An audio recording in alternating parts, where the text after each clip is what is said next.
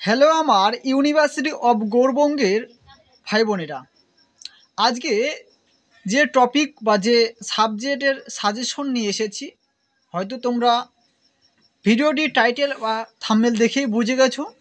আজকের যে সাবজেক্টটি হতে চলেছে সেটা হচ্ছে পলিটিক্যাল সায়েন্স অর্থাৎ রাষ্ট্রবিজ্ঞান। তো যাদের এই রাষ্ট্রবিজ্ঞান বিষয়টি পার্স কোর্স বা জেনারেল কোর্স হিসেবে রয়েছে, তোমরা যদি ফিফথ সেমিস্টারে পড়ে থাকো বা ফিফথ সেমিস্টারে তোমরা যদি এক্সাম দেবে বা তোমরা ফিফথ সেমিস্টারে ভর্তি হয়েছো, তাহলে তোমরা কিন্তু ভিডিওটি কন্টিনিউ দেখতে পারো। তো আজকে আলোচনা করব আমরা পলিটিক্যাল সায়েন্সের সাবজেক্টের কিছু সাজেশন প্রশ্ন।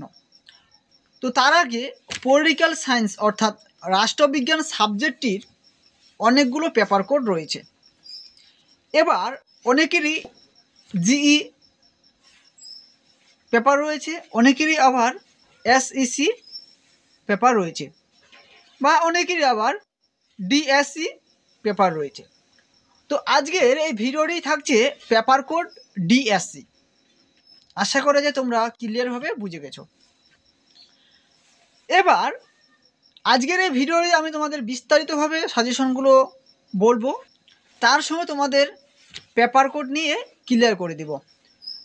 তো এবার বলি, পলিটিক্যাল সায়েন্স যারা ফিফথ সেমিস্টারে ভর্তি হয়েছো বা যারা ফিফথ সেমিস্টারে পড়ছো, বা পলিটিক্যাল সায়েন্স বা রাষ্ট্রবিজ্ঞান বিষয়ই তোমাদের পার্স কোর্সে থেকে থাকে, তোমাদের পেপার কোড 3 ধরনের হয় ফিফথ সেমিস্টারের।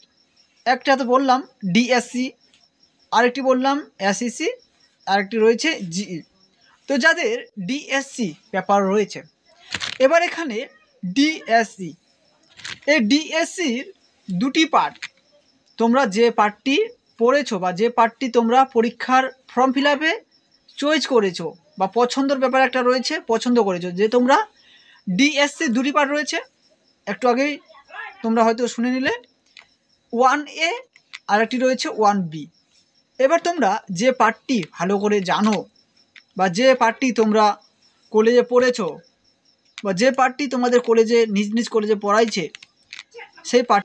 তো যে পেপার কোডটি তোমরা পরীক্ষার ফর্ম ফিল আপে নিয়েছো, সেই পেপার কোডটি তোমরা যদি আমার এই আরগুরু দর্শন ইউটিউব চ্যানেলে যদি ভিডিও পেয়ে থাকো, তাহলে অবশ্যই তোমরা সেই সাজেশন প্রশ্নগুলো ফলো করতে পারো। আজকের যে আমি সাজেশনটি নিয়ে এসেছি সেটা হচ্ছে ডিএসসি 1A। তো যারা ডিএসসি 1A পলিটিক্যাল সায়েন্স অর্থাৎ রাষ্ট্রবিজ্ঞান যাদের পেপার কোড রয়েছে, তাদের জন্য আজকের এই ভিডিও। তো ডিএসসি 1A-র যে পেপার নেম রয়েছে, আর পেপার কোড আলাদা, পেপার নেম আলাদা, তোমরা হয়তো জানো সকলেই। ফার্স্ট সেম থেকে ফোর্থ সেম পর্যন্ত তোমরা পরীক্ষা দিয়েছো, পেপার কোড, পেপার নেম এবং সাবজেক্ট কোড, সাবজেক্ট নেম কী জিনিস তোমরা হয়তো সকলেই একটু না একটু হয়তো জানো। তো যাদের ডিএসসি 1A পেপার কোড রয়েছে, সেই পেপার কোডের বা ডিএসসি 1A-র যে পেপার নেম রয়েছে সেটা হচ্ছে human rights in a comparative perspective. তো এই পেপার নেম থেকে যে প্রশ্নগুলো তোমাদের পড়তে হবে 2024-25 সেশনে। এবার আসিস 24-25 সেশন কেন দিয়েছে। তোমাদের এর যে পরীক্ষা হবে, পরীক্ষা যে কোর্সিং থাকবে, সেটাতে তোমাদের 2024 লেখা থাকবে। এবার আমি 25 কেন দিয়েছি, দেখো 2024-এর যে পরীক্ষাটা হওয়ার কথা, সেটা তোমাদের 2025-এ পরীক্ষাটি হবে। তোমাদের হয়তো 15 তারিখ থেকে পরীক্ষা শুরু হচ্ছে। তোমরা যদি নোটিফিকেশন না পেয়ে থাকো, তোমরা আরগুরু দর্শন ইউটিউব চ্যানেলটি ফলো করতে পারো। সেখানে অলরেডি নোটিফিকেশন দেওয়া হয়ে গেছে তোমাদের এক্সাম কবে এবং তোমাদের পরীক্ষার ফর্ম ফিল আপ কবে শেষ হচ্ছে। তো তোমাদের 25 সালের মানে অর্থাৎ জানুয়ারি মাসের নতুন সালের 15 তারিখ থেকে পরীক্ষা শুরু হচ্ছে। তো এখন আমরা দেখব সাজেশন প্রশ্নগুলো। তো সাজেশন প্রশ্নগুলো দেখার আগে তোমাদের কাছে ছোট্ট একটা রিকোয়েস্ট, তোমাদের যদি এই আরগুরু দর্শন ইউটিউব চ্যানেলটির ভিডিওগুলো ভালো লাগে, তাহলে অবশ্যই ভিডিওগুলোকে লাইক দিয়ে আমাকে উৎসাহিত করো। তার সঙ্গে এই আর গুরু দর্শন ইউটিউব চ্যানেলটি তোমাদের যদি কাজে লেগে থাকে পড়াশোনার ক্ষেত্রে, তাহলে তোমরা আর গুরু দর্শন ইউটিউব চ্যানেলটি সাবস্ক্রাইব করে। তো চলো বেশি কথা বলবো না, দেখে নেব আমরা বিভাগ ক থেকে যে সাজেশন প্রশ্নগুলো রয়েছে অতি গুরুত্বপূর্ণ 2024-25 সেশনে সেই প্রশ্নগুলো। তো দেখো বিভাগ ক এর মধ্যে যে প্রশ্নগুলো, প্রথম প্রশ্ন যেটা রয়েছে তোমাদের জন্য অতি গুরুত্বপূর্ণ, সেটা হচ্ছে মানবাধিকারের সার্বজনীয় ঘোষণাপত্র সম্পর্ক একটি নিবন্ধন লেখো। দ্বিতীয় যে প্রশ্নটি রয়েছে এটা অতি গুরুত্বপূর্ণ, ভারত ও পাকিস্তানের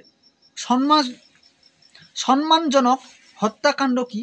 একে সম্মানজনক হত্যাকাণ্ড বলার কারণগুলি আলোচনা করো।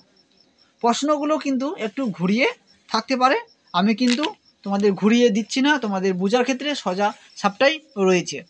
3 নম্বর প্রশ্ন রয়েছে দক্ষিণ আফ্রিকার মানবাধিকারের প্রকৃতি আলোচনা করো। 4 নম্বর প্রশ্ন রয়েছে সন্ত্রাসবাদের সংজ্ঞা দাও। সন্ত্রাসবাদের প্রকৃতি ও বৈশিষ্ট্য এর আলোচনা করো। 5 নম্বর প্রশ্নটি তোমাদের জন্য অতি গুরুত্বপূর্ণ রয়েছে ভারতের সংখ্যালঘুদের অধিকার সম্পর্কে আলোচনা করো। 6 নম্বর প্রশ্ন রয়েছে ভারতীয় রাজনীতিতে জাতির ভূমিকা আলোচনা করো। এই ছিল তোমাদের মাত্র 6টি প্রশ্ন। এখান থেকে তোমাদের 4টি প্রশ্ন পরীক্ষা থাকবে, যার মধ্যে তোমাদের 2টি প্রশ্ন পরীক্ষার মধ্যে লিখতে হবে এবং প্রত্যেকটা প্রশ্নের মান থাকবে 12। টোটাল তোমাদের ক বিভাগ থেকে প্রশ্নের মান থাকছে 24 নম্বরের। এবার আমরা বিভাগ ক্ষয়ের যে প্রশ্নগুলো সে প্রশ্নগুলো দেখে নেব।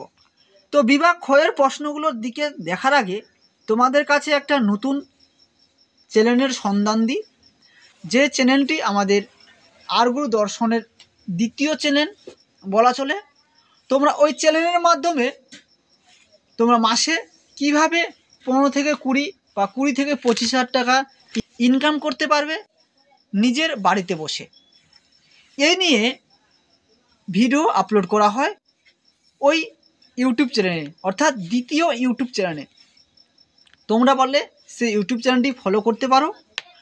সেই ইউটিউব চ্যানেলটির লিঙ্ক আমি এই ভিডিওর ডেসক্রিপশন বক্সে দিয়ে রাখবো, চাইলে তোমরা সেখানে গিয়ে সেই ইউটিউব চ্যানেলটি ফলো করতে পারো, বা ওই ইউটিউব চ্যানেলে যে ধরনের ভিডিওগুলো রয়েছে তোমরা ওই ভিডিও অনুযায়ী তোমরা যদি কাজ করতে থাকো তাহলে অবশ্যই তোমরা হয়তো মাসে 20 থেকে 25 হাজার টাকা ইনকাম করতে কিছুই না।